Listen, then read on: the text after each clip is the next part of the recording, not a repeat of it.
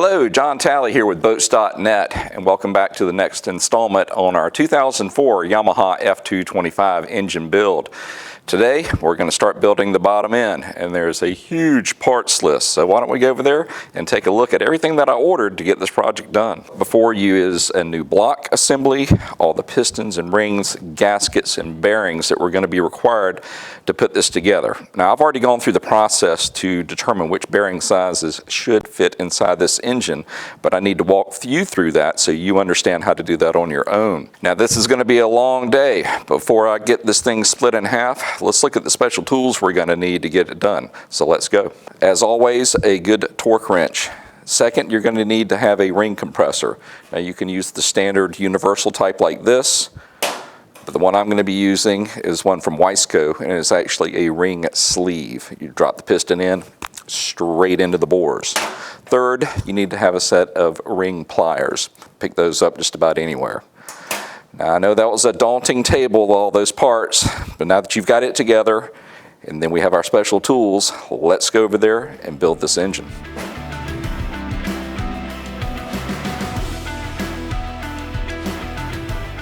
So we've got it broken in half, and now I need to walk you through where to get the information off of both the block and the crank so we can determine which bearing size is going to be required. Now, it's kind of hard to see, but what we're looking for are 4 numbers that are going along the bottom web of the engine block itself.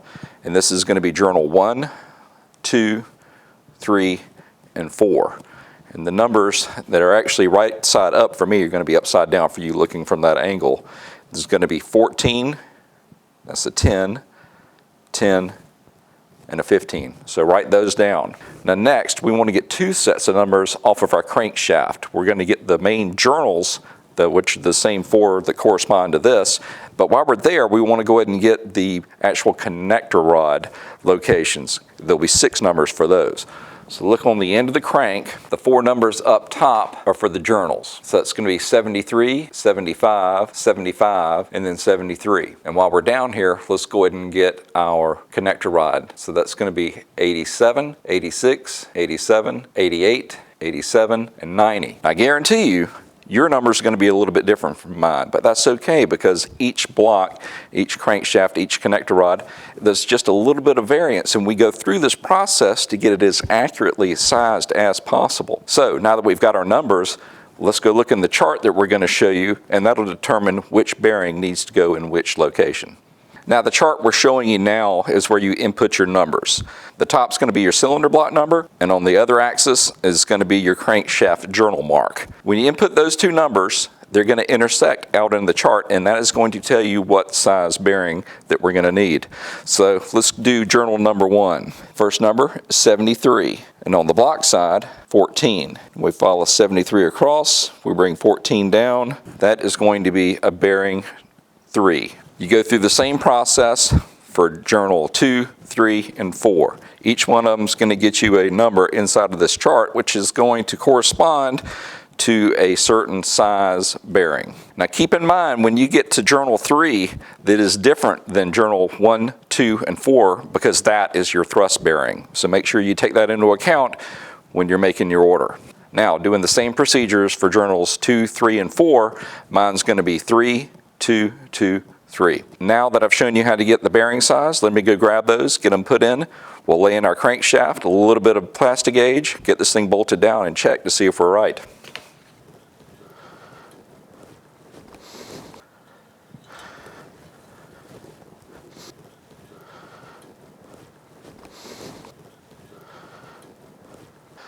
And there's number 4.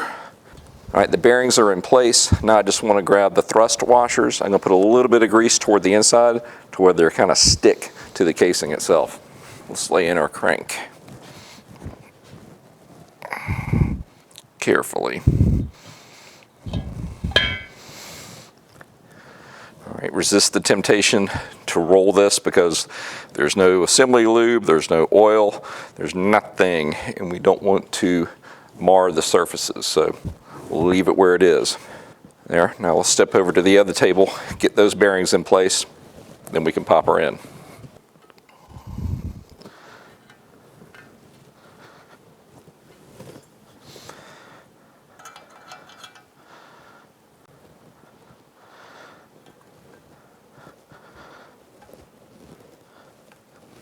should do it.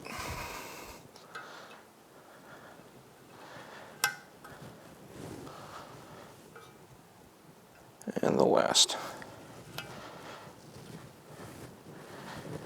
Now, let's clean those surfaces off, and we're going to lay in 4 strips of plastic gauge. And we're using the green, and that'll get us in the correct range.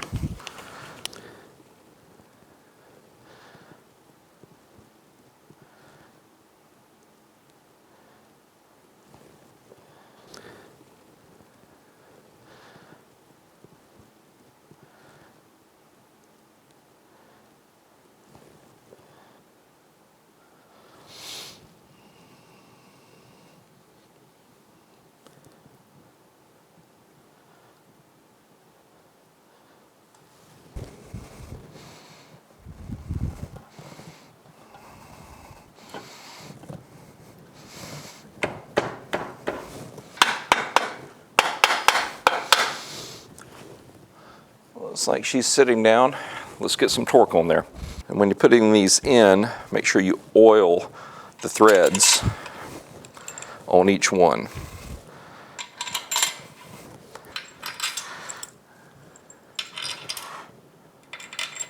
And no, I'm not using this to torque it down. I'm just using this to run it down, so we're not here forever.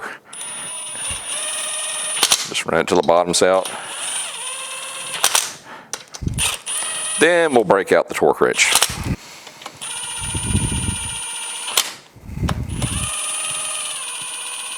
One small mistake, when I flipped the engine around from where we first started, made a mistake where these 2 bolts go. Otherwise, your windage tray will not go in there correctly. So let me swap those around, then we'll get going. So the tightening sequence is as follows. Bolts 1 through 8. Your first is going to be 18 foot-pounds, and your second is going to be plus 90 degrees. For 9 through 16, we're going to take that to 29 foot-pounds and then add an additional 90 degrees. Now for the perimeter bolts, all the M8 bolts, we're going to take it to 10 foot-pounds, and then the second is going to be 20 foot-pounds. 18 foot-pounds, let's get going. Let's find number 1.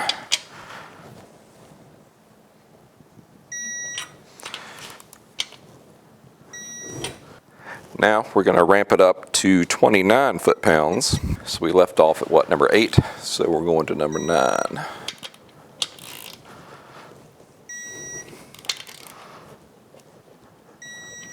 Now let's drop it down to 10 foot-pounds and hit all the bolts on the perimeter.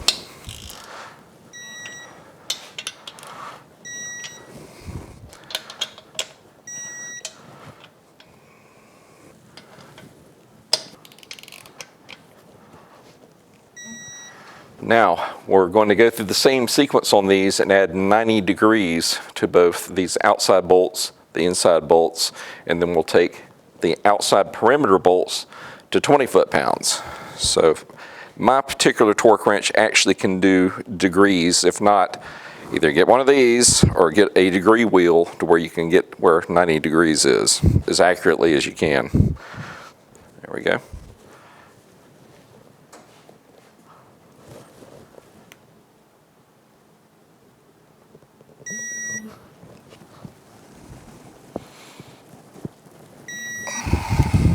Now let's change our units back to foot-pounds, bring it up to 20, and then finish out. All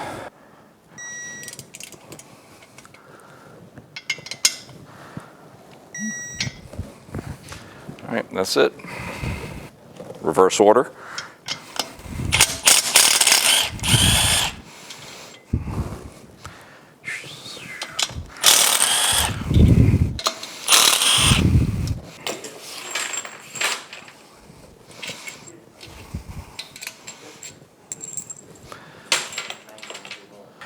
All right, to break these loose, I'm going to use a wrench to at least get it started.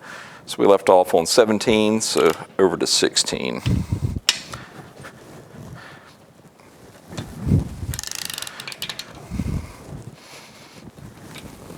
Now let's get them out. They're already loosened, so sequence really doesn't matter at this point.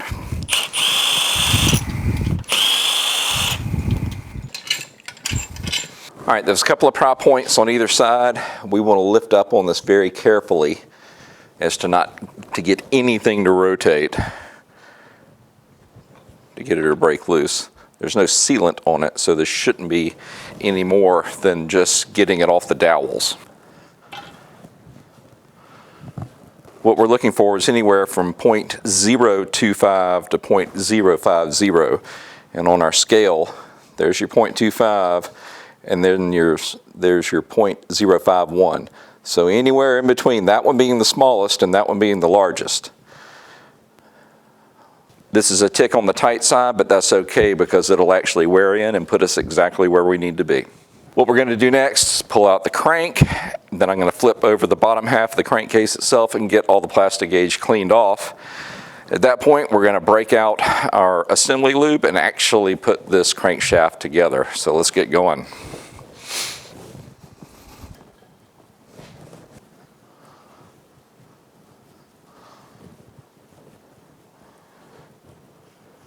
Right, we're getting ready to lay the crankshaft in. Before I do that, I want to put a little bit of oil around the main seal here. Then I'm going to put it on the end of the crankshaft, and then I'm going to bring it over and lay it in place. Let's go ahead and get some assembly lube on our bearings. I like to put it on both sides, actually. What's going to be down in here, and then we'll put some on the journals once we lay the crank in. Put a tick on our thrust bearing.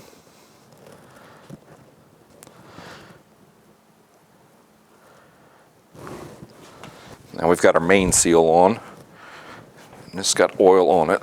Let's lay in the crank for the last time. Make sure you don't knock off the thrust bearings as you're guiding it in. That should do. Now with that in place, let's go ahead and lay down our sealant. It does not take a lot, just a thin layer.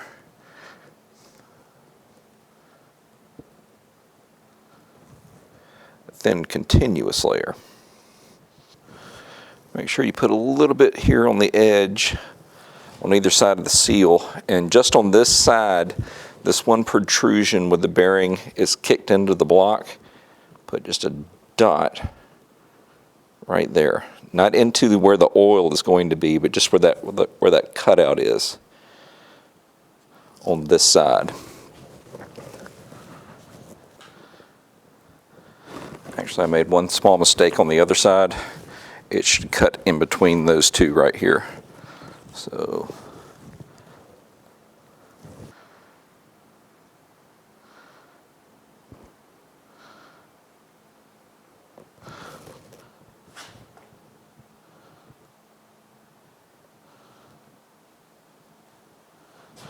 trick is not to put too much because we don't want to have a bunch of it squirting inside and then trying to mix with our oil. I mean, that's not what we're after. Let's go ahead and get our O-rings in place.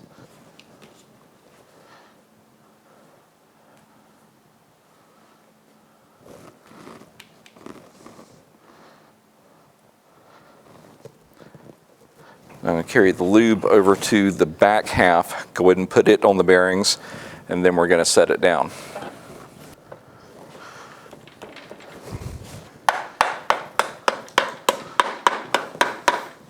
Well, that looks good to me. Let's get some bolts back in place. Once again, don't forget to oil the threads. This is going to be the exact same procedure when we torqued it down last time.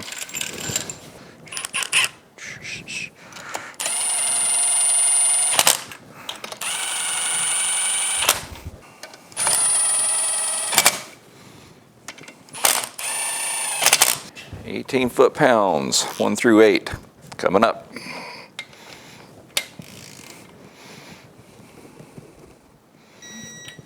Now through 16, going up to 29 foot-pounds.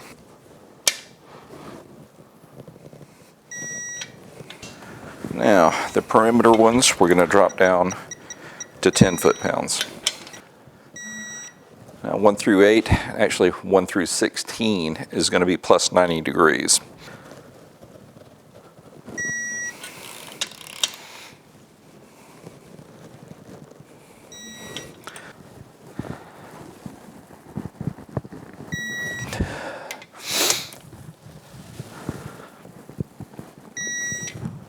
Now let's switch over to foot-pounds again and go to 20 with the perimeter.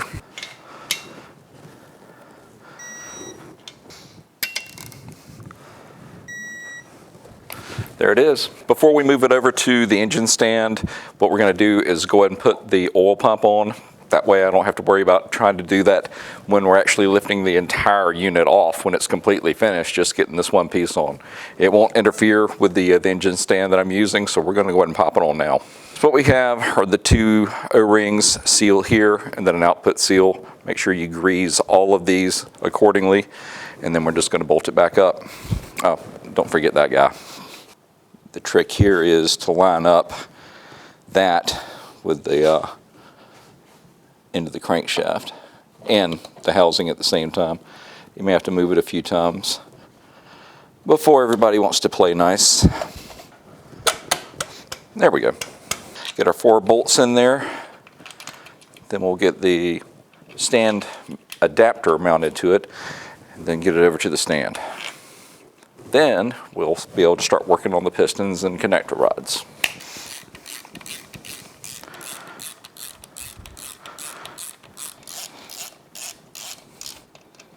We're going to put 7 foot-pounds on those.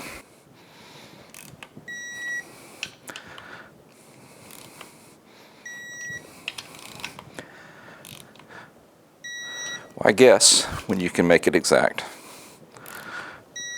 There we go. Now we can turn our attention to the pistons, rings, and connector rods. To give you an overview of what's going to happen, what I'm going to do is go ahead and mount the piston to the connector rod. At that point, I'm going to explain how we chose the correct bearing sizes. We're actually going to install it into the block with plastic gauge to take a measurement to make sure it's within range. And when you're doing this, do not use your new connector rod bolts. We want to reuse the ones that came out because they're one-time usage. Let's start by getting our ring out. As long as it didn't fly in the engine, I think we're okay. Now take note of which way the connector rod is oriented with the piston.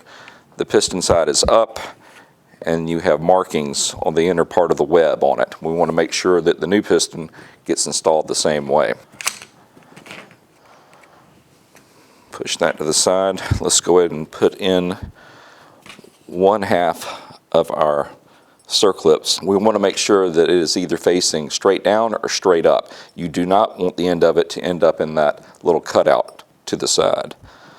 So let's rotate it back a little bit and start working it in. What I'm doing is using the screwdriver just to push barely on its edge as I'm pushing in with my other thumb to get it to ride down in there. There she goes. As long as you only scar up the outside, we're good. What you don't want to do is scar up the inside where the wrist pin's going to ride. Before we put in the wrist pin, let's go ahead and put a little assembly lube inside the connector rod and inside the piston.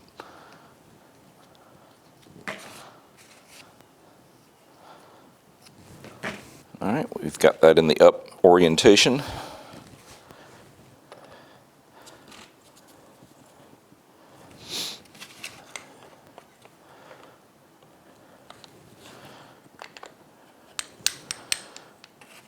There she goes.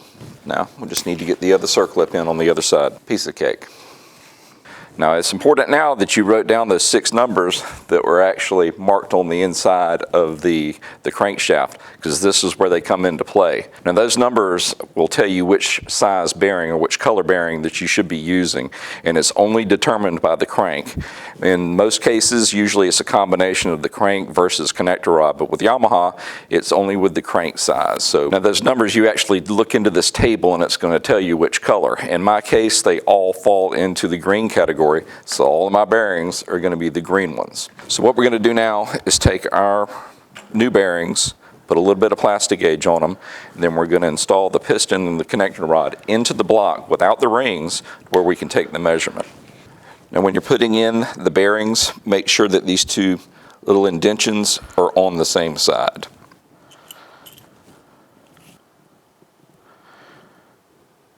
All right, that's in place. Let's step over to the block and get this installed. Now I'm going to take a little bit of oil and just put it on the skirts so I don't scratch up anything in there.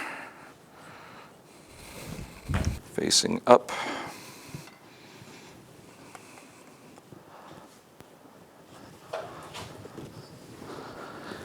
And let's bring our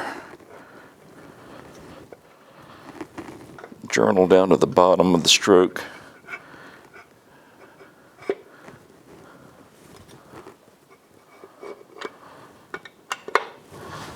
All right. Now when you're doing this, make sure that you're not lining it up with the old galleyway. I've got a smooth surface, so I'm good to go. Now we just need to get it torqued down, and this is actually a 3-step process. The first time we take it to 17 foot-pounds, then we put it to 35 foot-pounds, and the last is to take it an additional 90 degrees. So we're going to start at 17. Now the real trick here is to not let the crankshaft turn, because if it rotates, then that's going to smear the plastic gauge and we're not going to have a good reading. So be careful here.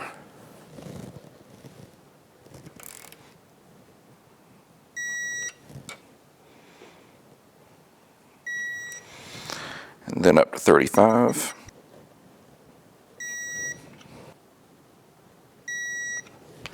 And now 90 degrees. All right, let it calibrate, figure out where it is. We're at 90. Let's go.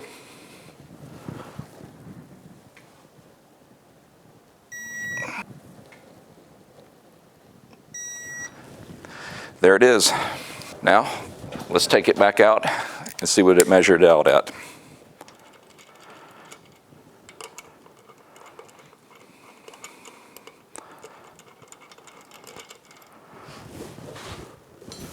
Let's see what we ended up with.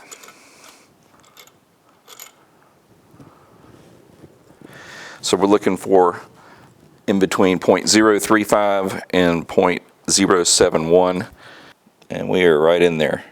So we are good to go. So now let's check our ring gap. We're going to start with the top ring.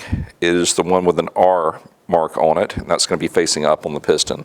And we're going to install it into the block about 20 millimeters in. And we're looking for a range in between 0.15 and 0.3 millimeters. So we're going to place it in there. We're going to square it up using the piston, pushing it in from the top, and then take our measurement. So let's pop her in carefully. And then we're going to square it up with the piston.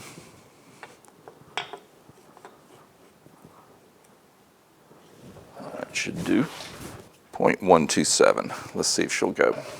I'm betting it will. Yep. So we're already in the ballpark, so I'm good with that. That one does not need to be adjusted. Next, let's look at our second ring, and we're looking for a clearance on it. It's a good bit larger. It's in between 0.15 and 0.35 millimeters. So let's take it up to 0.305. Yep. Not a problem. So they're both in the ballpark. Last, we'll check our O-rings, and then we can move on. We'll pop the O-rings in there, but I go ahead and tell you they're going to be fine. I mean, that's plenty of gap, and I'm actually having to hold it into the cylinder walls. So we're good. So let's head back over to the table, get the rings mounted to the piston, and then we'll talk about the orientation of where they need to end up. So instead of running back and forth to the book, I usually just write onto the piston the orientation everything needs to go in and just mark it. Your top ring here, and you're also going to end up with your oil ring in that location. Then second ring goes 180 degrees away, about 45 degrees off axis. Second ring goes there. Then you're going to have your oil retaining rings The oil top one is here, and then 180 out is where your oil bottom is going to go. So we're going to start with the oil ring, the first one. You want to have your edges facing up, and when you're putting these in, you want to make sure that they butt up to each other like this, because on occasion they'll try to leapfrog over one side or the other, and that won't work out very well. So you just want to make sure that they're butted together. So our oil ring is going to end up over here.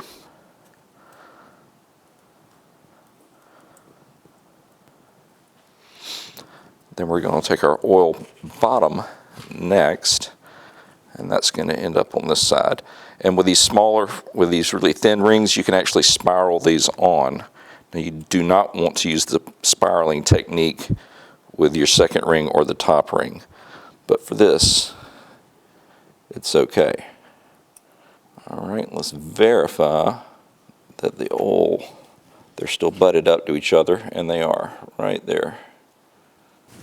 Now we can take our oil top, and we want it to end up over here. There. Next, let's do our second ring, and that is the one that has the RN on it. Now before we install that, just take a little bit of oil on your fingertips and just wipe it around the surface of the ring. Now we only want to open it up just enough for it to clear the piston.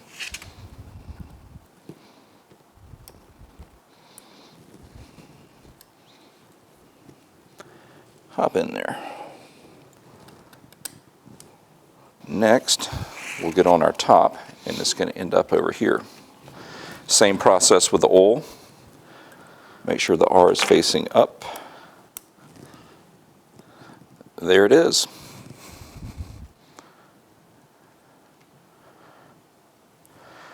Now, one thing we need to go back and do is take out our old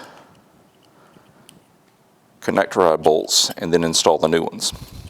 And we also need to clean up where the plastic gauge is on our bearing as well as on the crankshaft journal.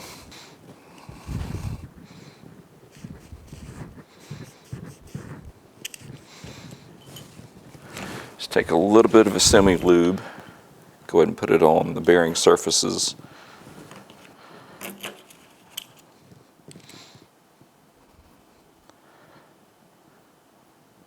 I want to coat down the cylinder walls. I had cleaned them earlier. Just want to take a little bit of oil on my fingertips and just spread it around the inside of the cylinder. So just shoot a little bit of oil in here, and then we'll spread it around. Now, there's a couple of different ways you can get the rings to compress down on the piston to get them into the block. There's the tried and true compressor. It's just an adjustable one. But the one I prefer to use is actually a sleeve ring compressor. You drop it in from the top, made it up to the block, and just guide it in. So I'm going to go with the sleeve type for this one. Let's get our orientation. It's going to be up. And these are actually tapered. So we want to start it like this.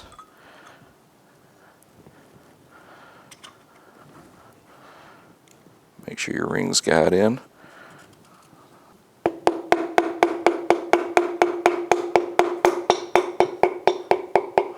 Isn't that easy? Yep, get things lined up down here. Keep coming. Yep, I think she's bottomed out now. Yep. What I'm doing here is just making sure I've got the end cap going in correctly, because we've got a mark there and one there. So now, so let's get it torqued back down for the final time. 17 foot-pounds coming up.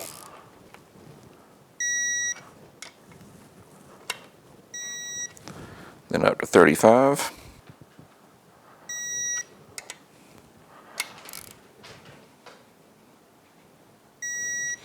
And now 90 degrees.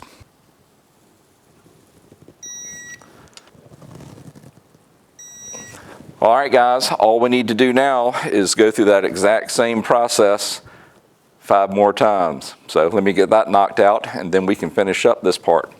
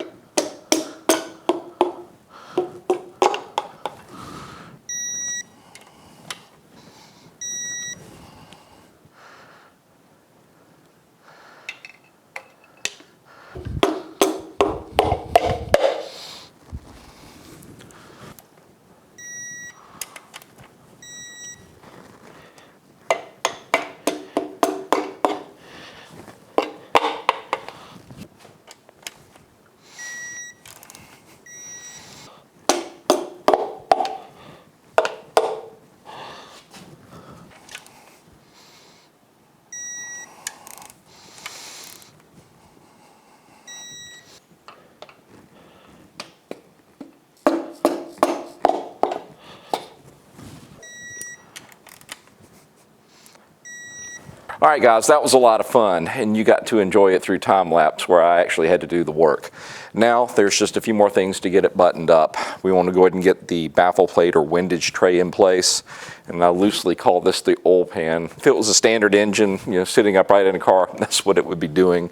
Then we've got a couple of water lines that need to go in, and then there's an inspection plate that needs to go on this side, and then we will finish it out by putting on the drive gear for the cam timing. So let's start off with the windage tray, and these do need to have a little bit of Loctite on them, and then we're going to torque them. They call out 8.7 foot-pounds. We'll take it to 9, and I think everything will be fine. So let's start getting this thing wrapped up.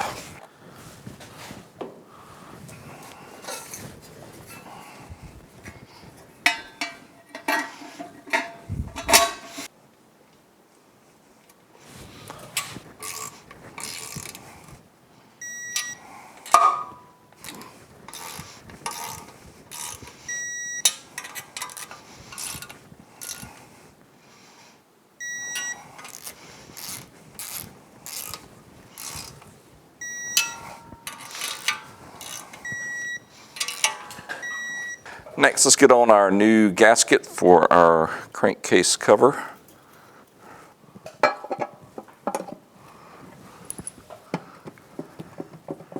There is a sequence to this, and the good part about this is they actually have them numbered going around in the sequence. But it's actually a 2-stage. The first time around, you take it to 10 foot-pounds. The second time around, you take it to 20.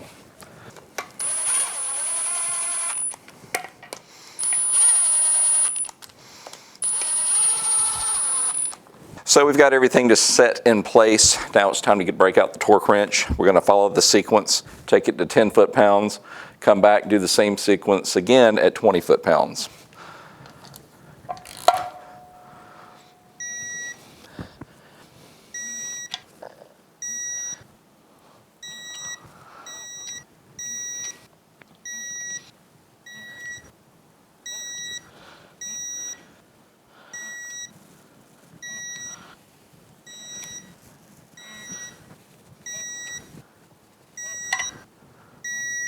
All right, let's take it up to 20.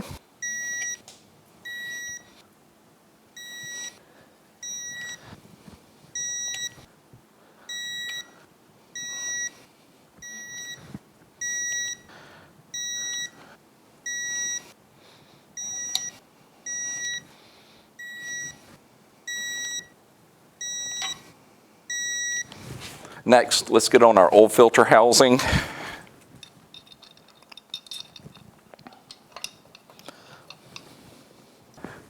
We'll take these to 8.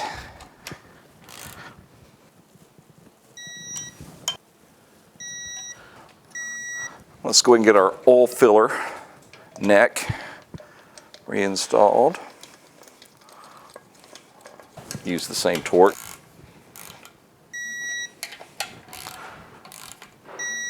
Now, if you were paying attention when I took apart the original block, you will remember that these were an absolute mess.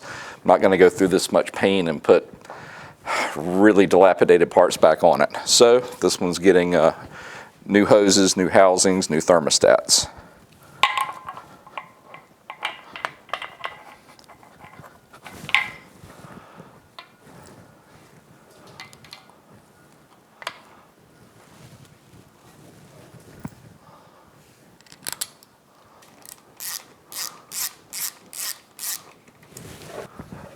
just about all of your 6mm thread bolts, they get the same torque.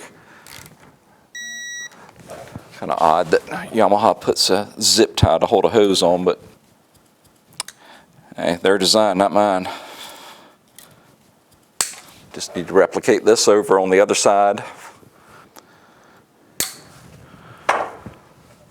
Next, let's get on the cooling water passage, and make sure you put on the gasket where this black section is facing into the block. See how that looks different? You want the non-black surface to be against this outer cover, and then this black adhesive side going into the block. Oh, look at that, they even give you the torque, 11.8 Newton meters, or 8.7 foot-pounds. Let's run them down, and then we'll torque them.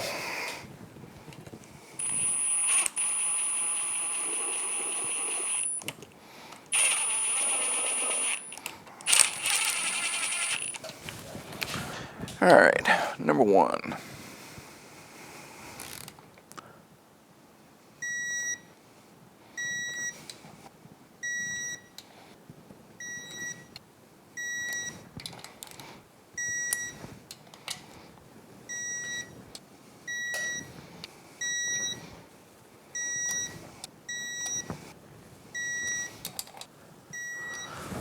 All right, let's go ahead and get our drive gear for the timing belt.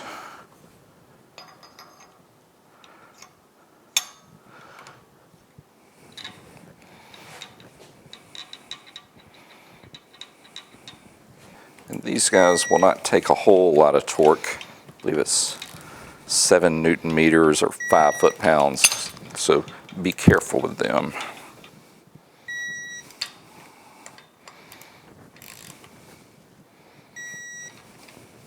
Well, all right, guys, there it is. The bottom end completely torn down all the way to the crankshaft and then rebuilt. A little crazy, I know. Probably would have been a better choice for this one just to buy a completed unit. But now you know how to do it, depending on what your particular motor needs. Well, listen, if you like what you see and you want to see me finish this engine build with the heads, why don't you go ahead and hit that subscribe button. That way you'll be notified when I get that one finished.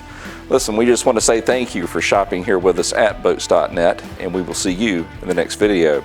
Y'all have a great day.